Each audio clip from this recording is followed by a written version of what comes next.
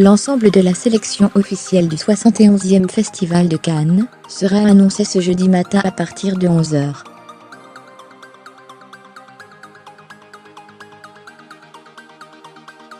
On sait déjà que Solo, A Star Wars Story ou Everybody Know avec Penélope Cruz seront de la fête.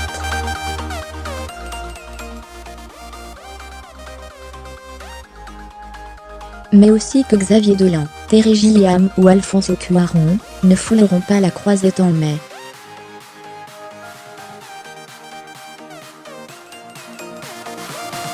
On connaît déjà l'affiche du Festival de Cannes, quelques noms de stars et titres de films présentés en avant-première sur la Croisette. Solo, A Star Wars Story, spin-off de la saga Star Wars sur la jeunesse de Han Solo signeront au War avec Alden Ehrenreich, Woody Harrelson et Emilia Clarke pour une séance spéciale hors compétition.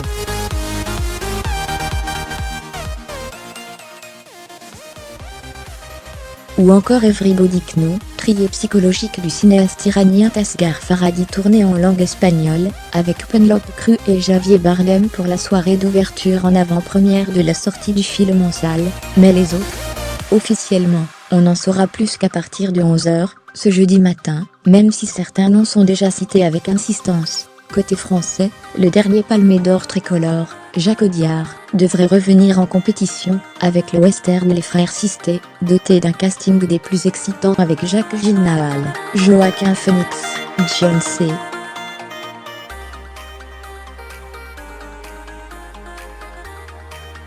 Riz Ahmed.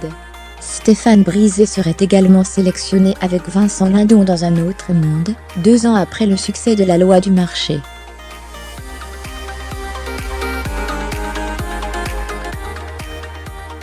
Côté international, on citera parmi les plus sûrs, les Américains David Robert Mitchell et Spike Lee, les Italiens Matteo Garrone et Alice Rohrwacher, le Turc Nuri Bilge Ceylan, la Libanaise Nadine Labaki, le Chinois Jiazhangke, Sud-Coréen Lee Chandon, le Japonais Hirokazu Koreda. L'intérêt viendra plutôt des absents, le Danois Lars von Trier sera raté, il de nouveau de la fête après avoir été exclu en 2011 pour ses propos malheureux sur Hitler. Rien n'est moins sûr d'autant que son nouveau film sur un serial qui est The Utah Jack Build serait d'une violence telle qu'une partie des sélectionneurs aurait quitté la salle de projection avant la fin.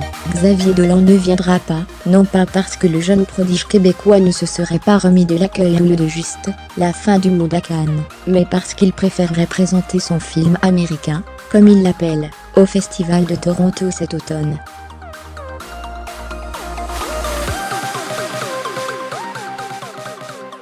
Quitte à revenir à Cannes l'année prochaine, aurait-il déjà promis aux sélectionneurs.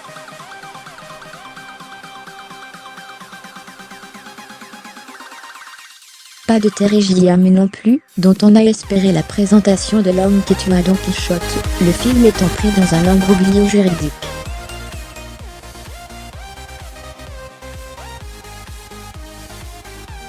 Ni de Roma d'Alfonso Cuarón, depuis que Netflix a prévenu qu'il ne viendra pas à Cannes cette année, qu'importe au final, il y aura de toute façon plus de films qu'il n'en faut.